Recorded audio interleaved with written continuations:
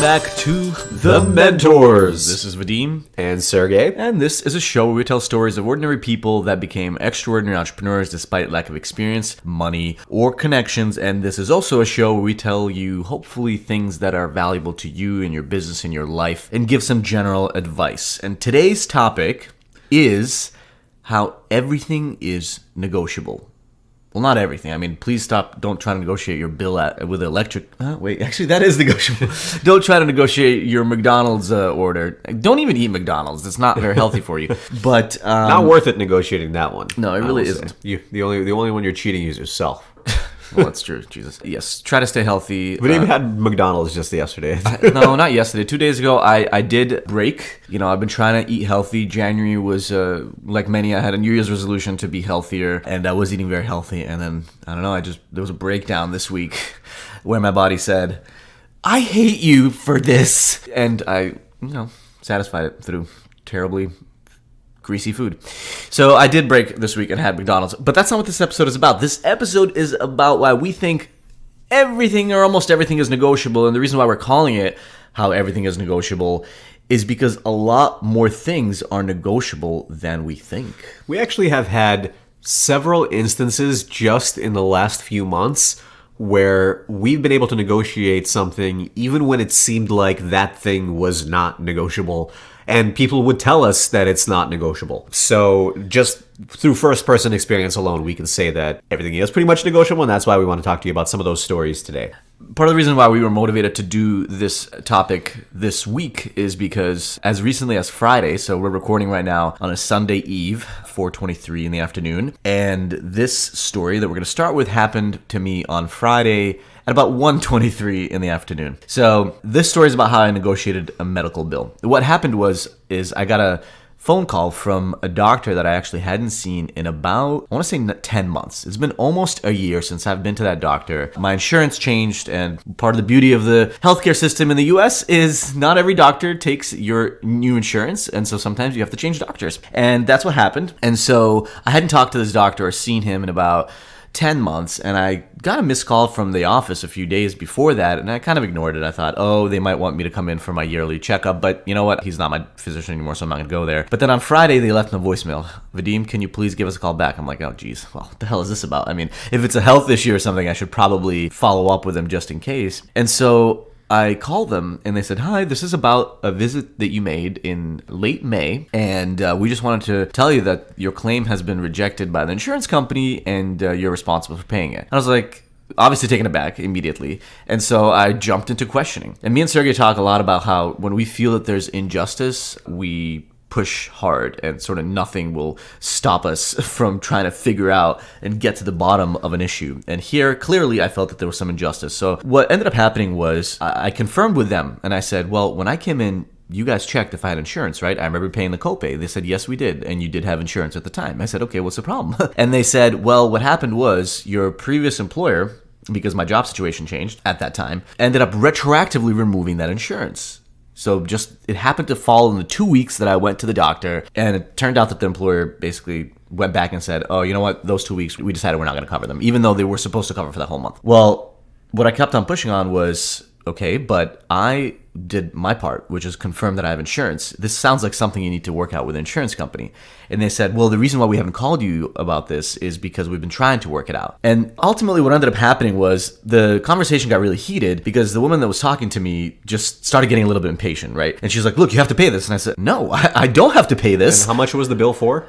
Well, so I'm going to get there. What ended up happening was my argument was, look, this is a year later almost, and you're trying to hound me for this money now? This doesn't sound like it's my responsibility. You either need to work it out with the insurance company or you need to work it out with the employer. And they said, no, that's your responsibility. And so we got into a heated argument, and the woman ended up passing me off to somebody else in the office. And so I started talking to her, and look, I will say she got heated and I got heated. And like I said, emotions sometimes run high.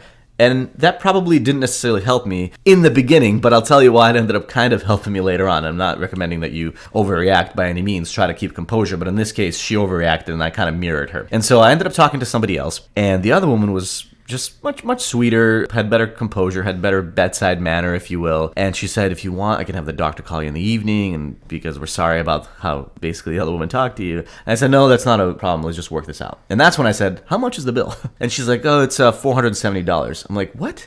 Can you check what I came in for? And it turned out that I literally came in for a sore throat.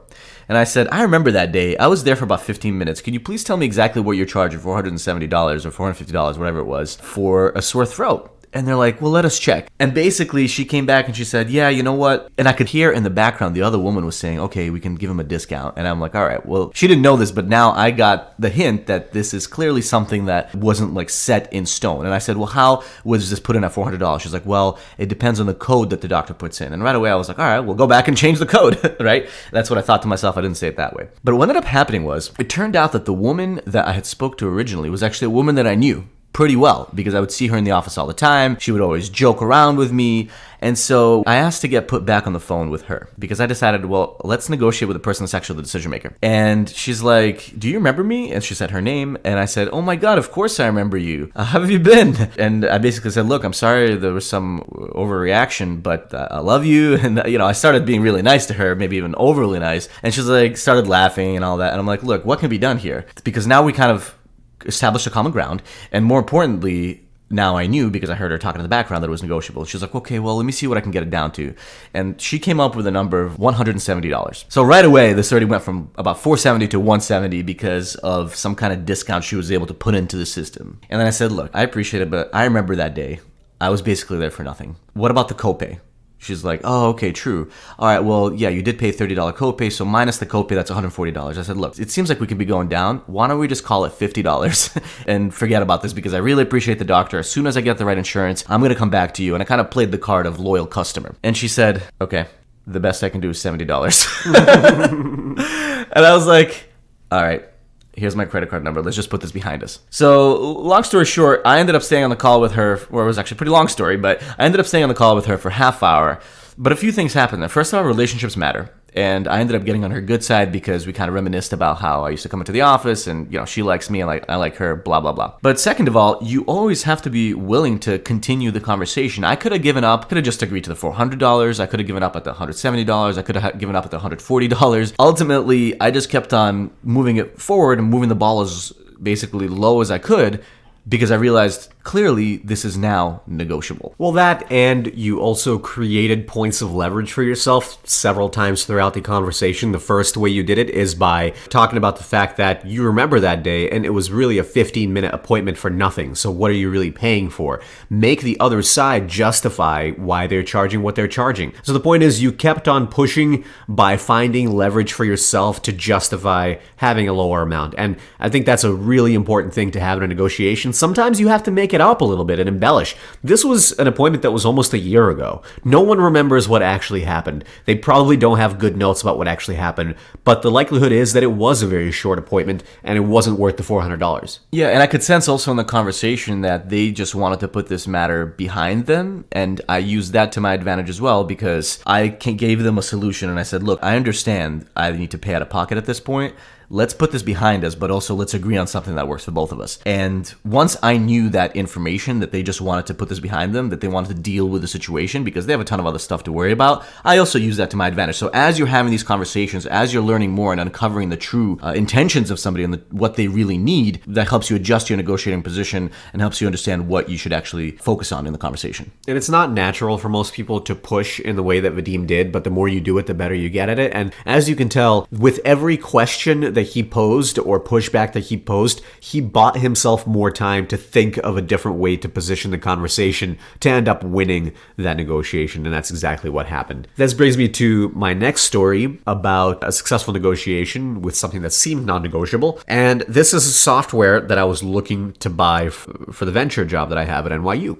This is a piece of software. It's kind of like a CRM software. I won't say exactly who the vendor is, but we wanted to use this piece of technology to help track our investment opportunities. And when I was talking to the salesperson, I basically had a call with him and I let him demo me the product, even though I usually don't like to sit in on demos.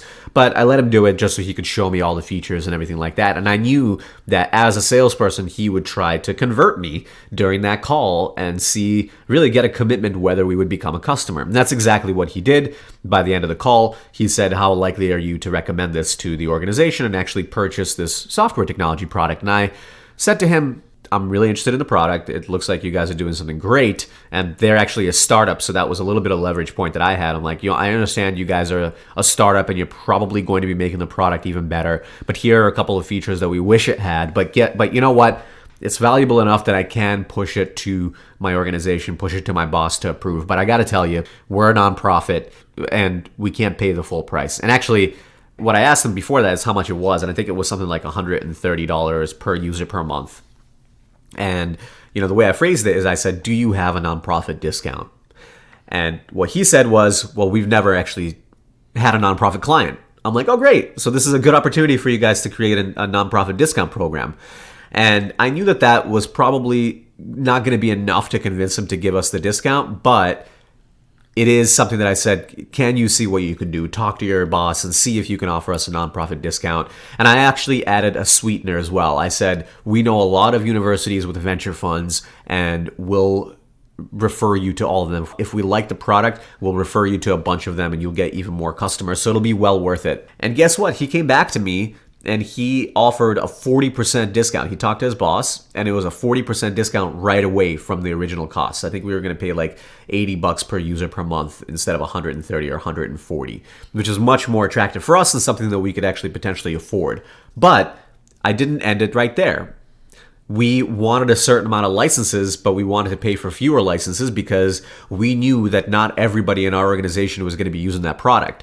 So when it came to the final negotiation of actually giving them the money, paying with a credit card, I asked if we could have more licenses, but we didn't actually need all of them because some people would only log into the tool like once a month. And I used that as leverage by saying that we need them for it to be useful for us. We need those people to have access, to have the license, but they don't need the full license. Do you have a partial license? And his answer was no. But he threw in a couple of free licenses because he knew that we needed it and he knew that the people weren't going to be actually using them to the full extent. And so that was another way I got a steeper discount by actually pushing on something else. Well, also at this point, think about it. He committed a bunch of time with you through a demo, multiple conversations, ultimately buy-in. He made promises to his boss, hey, we're about to close an account with a new nonprofit and we're going to have NYU as a name that we can reference as well. There was a lot of commitment there. So asking for a little bit more right at the end was actually a great tactic because there's a relatively low chance that he was going to say no at this point and just let the whole deal blow up. Yes, you're absolutely right. It was a lot of sunk cost for him for trying to get this deal. We are a great referral customer. We're a major university that they can use now to close other universities, and I knew that, and I used that as a negotiating tactic. But guess what? It's not just BS, actually. My boss ended up making, I think, like half a dozen introductions to him to other universities that could potentially use their product. So for them, it was actually a win as well. And I think that's a major lesson here for negotiations. If you can manufacture or create a win-win opportunity for the people that you're negotiating against, such as potential for more revenue for this company that was trying to sell their product to us, then we win by getting a cheaper product and they win by having potential upside in revenue. And that's always going to help you close a negotiation in your favor much faster than otherwise. But this is also a great example of why relationships matter and are important to consider when you're negotiating. You might be negotiating about something right now, but it's usually not transactional where you'll never see this person again. And you need to think about what are the ramifications that will come from this and what benefits can come from it as well. So in this case, you guys are going to be providing a lot more referral customers to them, and so this relationship is really important. I'm sure if there's technical issues as well, you're actually having a symbiotic relationship and working through with them consistently, again, so that there's an opportunity for them to prove how good they are, again, so you can talk about them to other potential customers. Same with the medical bill discussion that I had earlier. I do really like that doctor, and if they just ruin my relationship with them because of this one silly misunderstanding, it wouldn't be worth it for them to really just screw me over, let's say, $400 in that scenario. And so relationships do matter. Think about how it's going to affect you in the future too, because that should also affect how you go about the negotiation. Speaking of relationships, this last story is about how my former boss was able to negotiate for all of his employees to get signing bonuses at the company that bought us, that acquired us. And it was thousands of dollars. I think my bonus was $10,000, if not more. So it was substantial for me at the time. And this is a small startup that we were working for. We were a 10-person shop. I was helping run sales for that company. And we ended up getting by another bigger company for basically, I think it was about $15 million our company had raised. We were bought for our assets, but also for the team, the employees, and all 10 people were going to get jobs at this company and get cash signing bonuses as an incentive to stay. Well, we got bought and we got jobs, so that's nice. But months start passing by and nobody's getting their cash bonuses. None of us were getting cash bonuses, and they were saying things like, well, you need to work here for a couple of months, or we'll pay you next month, or whatever it was, whatever excuse it was to basically get us paid. Now, these were actually allocated as sign-on bonuses, right? So technically there shouldn't have been any other stipulations in receiving them, correct?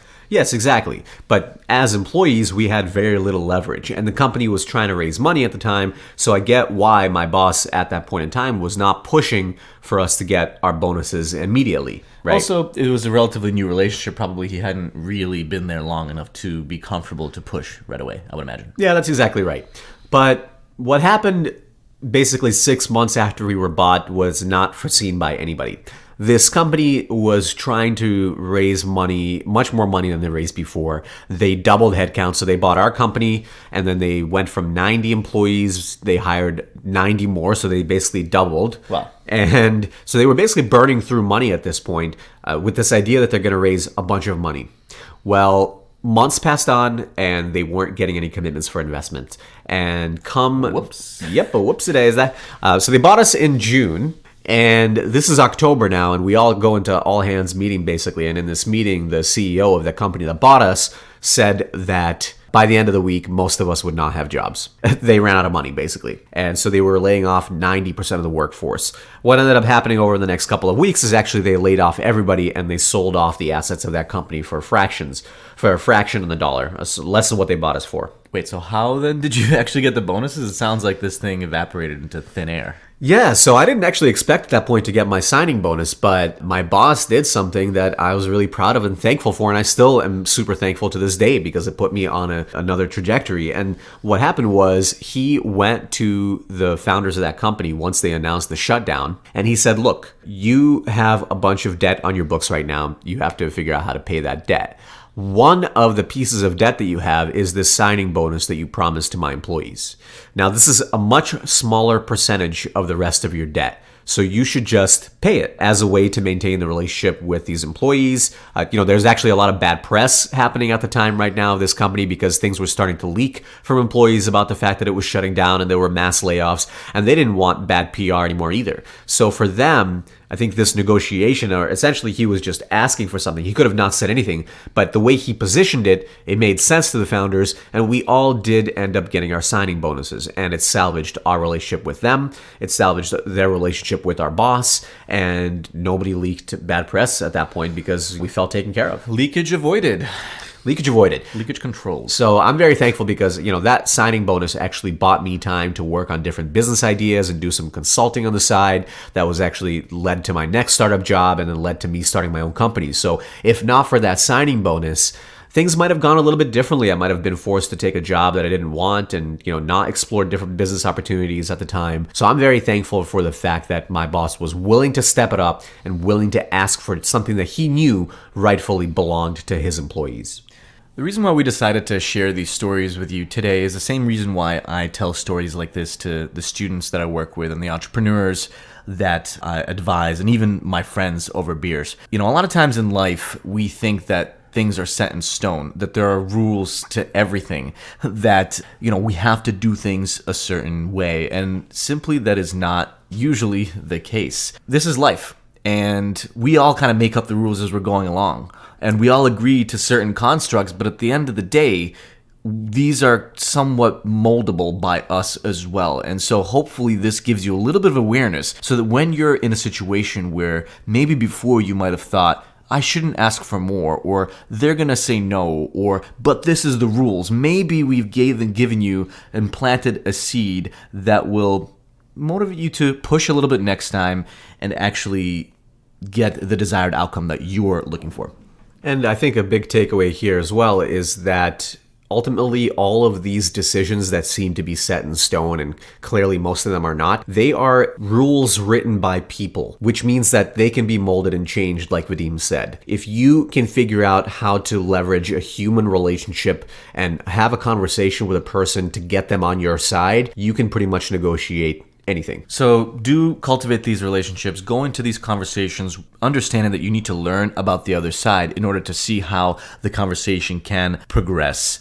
Do understand that ultimately it does come down to whoever has the most leverage in any given situations, but that leverage can change not only throughout any one conversation, but especially if it's a more longer term and ongoing negotiation, like the example Sergey gave with the software licenses as well. And this can be applied, and hopefully will be applied, not only to your businesses, but your lives and your careers as well, because we do truly think that almost anything is negotiable. So why not just give it a try and try to negotiate it? Negotiate.